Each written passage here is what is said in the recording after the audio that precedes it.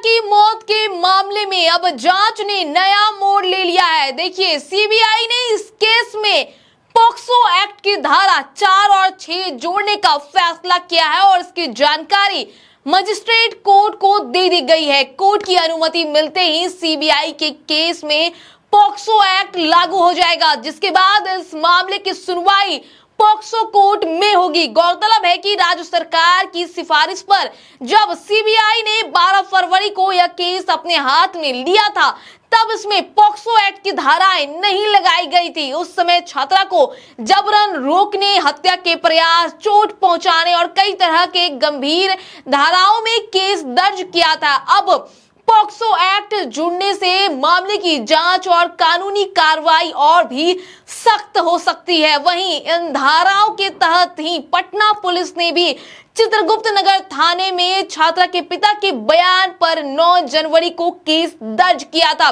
बाद में POCSO act भी लगाया था। वहीं कोर्ट ने सीबीआई को फटकार लगाते हुए पूछा था कि केस में पॉक्सो एक्ट क्यों नहीं लगाया गया। इस केस की अगली सुनवाई अब 11 मार्च को तय की गई। अब 11 मार्च को जो है इस केस की सुनवाई होगी। उसी दिन बेऊर जेल में बंद मनीष रंजन की जमानत पर भी सुनवाई होगी। वहीं इससे पहले 3 तारीख पर जो है मनीष रंजन को बेल नहीं मिली। वहीं पॉक्सो कोर्ट में जब मनीष रंजन के जेल में रहने और रिमांड पर नहीं लेने को लेकर एसआईटी से पूछा गया तो उसने कहा कि केस सीबीआई को हैंडओवर कर दिया गया है। वहीं सीबीआई ने कहा कि मनीष रंजन की अब इस जांच में कोई भी जरूरत नहीं है, इसलिए रिमांड पर नहीं लिया गया। इसको लेकर कोर्ट ने बेऊर अधीक्षक को भी शोकॉज जारी किया था कि मनीष को कोर्ट में पेश क्यों नहीं किया गया।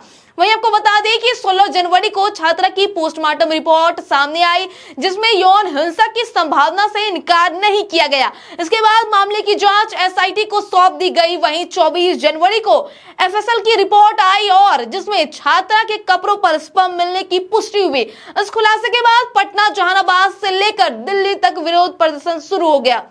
बढ़ते दबाव के बीच सरकार और पुलिस पर सवाल उठने लगे, लेकिन एसआईटी जांच किसी ठोस नतीजे पर नहीं पहुंच सकी। इसी बीच 2 फरवरी से विधानसभा सत्र शुरू होना था।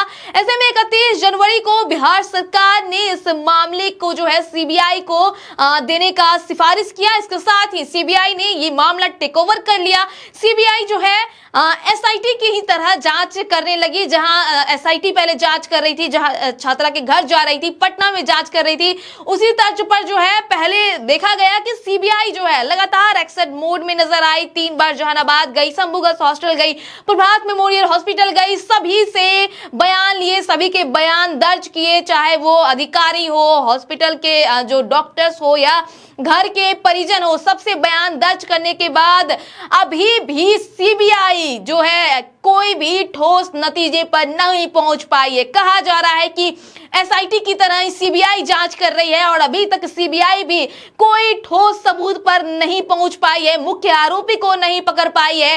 क्या कुछ हुआ था छात्रा के साथ, अभी तक जो है सीबीआई उसका खुलासा नहीं कर पाई है। और अब कहा जा रहा है कि इस केस में पॉक्सो एक्ट की धारा जो है वो जुड़ गया है। अब उसके तहत जो है सीबीआई जांच करेगी। अभी भी लोगों को इस केस में जो है कई राज खुलने का जो है संभावना लग रहा है। लोगों को लग रहा है कि इस केस में कई राज खुल सकते हैं। अब क्या कुछ होगा इस केस में, क्या कुछ निकलकर सामने आता है पॉक्सो एक्ट के तहत, स्वराज पोस्ट आप तक पहुंचाते रहेगा। बने रहिएगा।